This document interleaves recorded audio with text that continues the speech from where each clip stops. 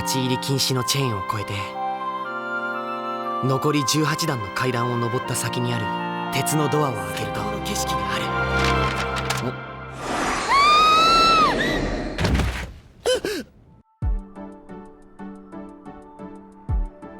환상적인 딸기 팬티를 입은 미소녀와의 첫 만남.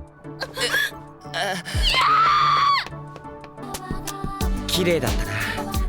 夕日に照らされてスカートがめくれて 이내 마나카는 첫눈에 반해버리고 환상의 딸기 팬티녀가 떨어뜨린 노트를 통해 한껏 기대하며 토조 아야를 찾아갑니다. 하지만 토조는 너무나 평범한 소녀였죠. 실망하던 그때 그 환상의 딸기 팬티녀가 니시노가 아니냐는 추측이 이어지는데 마나카의 취향은 확실했죠. あの子のイチゴパンツがもう一度見たいだけなんだ。 그때 등장한 니시노. ここは廊下だよ。告白するならもっと人目につかないとこでしろ。 귀여운 외모의 그녀가 분명 딸기 팬티녀라 확신하고 결국 그녀에게 고백하겠다는 말을 하는 마나카. わかった。告るよ。 그러나 어떻게 고백해야 할지 생각이 안 나는데요. 그때 토조의 노트가 생각이 났죠.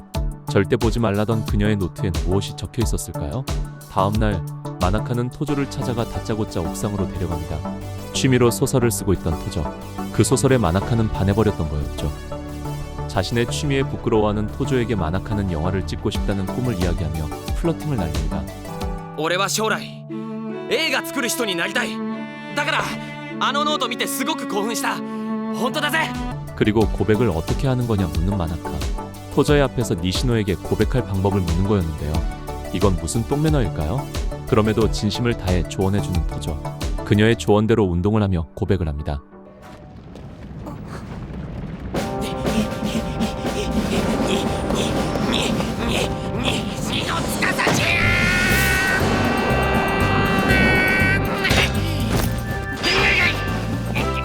俺のこの熱い懸垂で西野の鋼鉄の心を動かしてやる。好きだ西野司ちゃん、俺と付き合ってください。 그런데 이게 먹힙니다. 어이가 없지만 진짜로 커플이 되어버린 두 사람. 그러나 역시 마나카의 취향은 확실했죠. 오늘 밤 잠은 다 잔 것 같습니다. 公園で恋人同士って言ったらいちごのパンツ見たかったんでしょ、淳平くん。 그와 반대로 서로에 대해 알아가기 위해 같은 고등학교에 가자는 니시노. 그런데 그녀가 정한 고등학교는 집에서 가장 가깝고 교복도 귀여운 학교였죠. 그러나 영화를 찍고 싶었던 마나카는 다른 학교에 가고 싶었습니다. 그렇게 두 사람은 같은 학교에 가기로 약속하게 되죠. 다음날 벌써 학교의 철봉 고백은 소문이 쫙 퍼졌는데요. 친구라고 예외는 없었죠. 원하는 고등학교에 가기 위해 공부하는 마나카. 그때 학년 탑인 토조가 도움을 줍니다. 토조는 역시나 주변 최고의 고등학교 진학을 목표에 두고 있었죠. 그때 다시 한번 딸기 팬티를 마주하게 됩니다. 大丈夫？いちごパンツ。 과연 환상의 딸기 팬티는 누구일까요? 그렇게 시작된 둘만의 스터디. 토조는 역시 친절하네요. 니시노라는 귀여운 여자친구가 있음에도 솔직한 속마음이 튀어나와 버리는 마나카. 俺東條と一緒にいる時間すっごく好きかも。 결국 3자 대면의 자리가 마련됩니다. 다행히도 니시노 또한 공부를 해야 했기에 토조와 함께 스터디를 하기 위한 자리였죠. 그때 카페에 근육맨 시라토리 센세가 등장합니다. 그의 눈을 피해 숨을 곳을 찾는 세 사람. 마나카가 한 곳을 가리키는데요. どこが裏口よ。掃除道具入れるためのロッカーじゃん。ちょっと淳平くん、どこ触ってんのよ。そんなとこ触らないで。ごめん。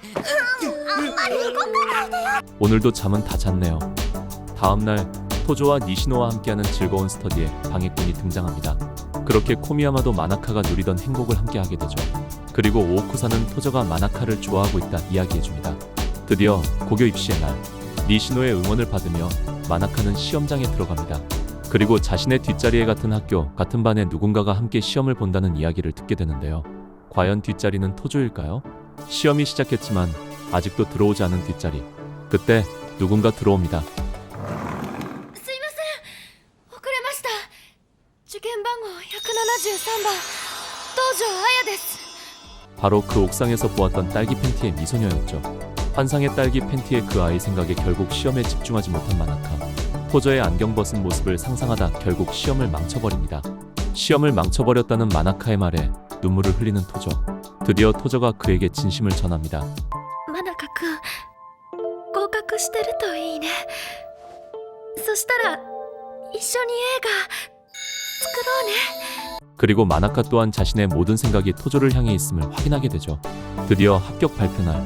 니시노와 토조는 합격했지만 마나카와 코미야마의 이름이 없습니다. 그때 토조가 예비 합격 명단에서 두 사람의 이름을 찾아내는데요. 과연 두 사람은 합격할 수 있을까요? 다행히 졸업식 날 합격 소식을 들은 마나카. 그러나 아직 코미야마는 합격 발표를 듣지 못했는데요. 그때 토조가 마나카의 눈에 들어옵니다. 또 시작된 마나카의 상상. そうよ、私真中くんのことが好きなのよ。ね、お願い。中学の思い出って言ったら 나중엔 이 상상만 모아봐도 좋겠네요. 졸업식이 끝난 후 홀로 걷던 마나카에게 엉망진창의 니시노가 찾아옵니다. 그때 니시노는 마나카에게 달려드는데요.